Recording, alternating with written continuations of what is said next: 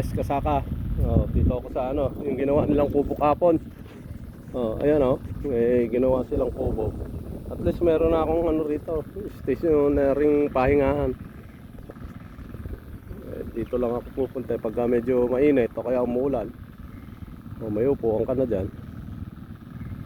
Ganyan kubo-kubuhan lang, hindi pwede yung concrete dito. Ayan yung palay ko parang hindi ko malaman kung patabaan ko ulit ito kaya patabaan natin ng 0060. Ayan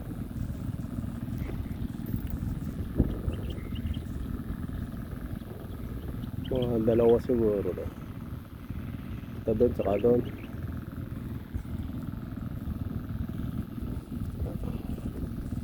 Pina-spray ko na to ng commander kaya lang kailangan pa siguro ng pataba nito para medyo kuminis-kinis ng konti yung buntis na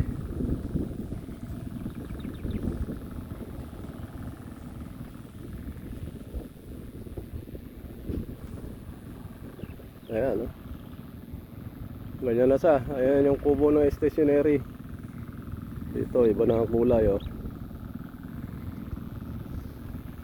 nauna pa ako rito sa insang ko pero yung sa akin hindi pa nasapaw, yung sa kanila sumasapaw na.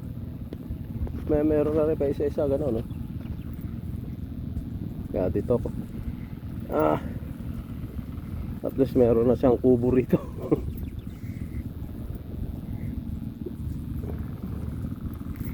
Ayan, lipat tayo.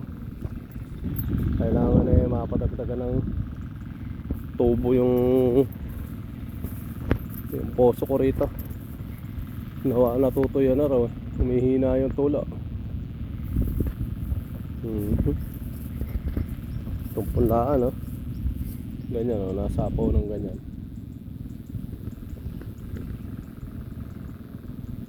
Bubuga na rin.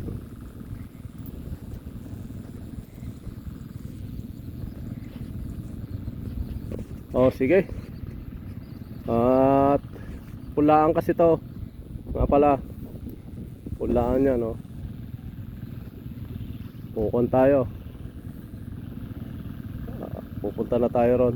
Sige, ciao muna tayo, tatawid tayo.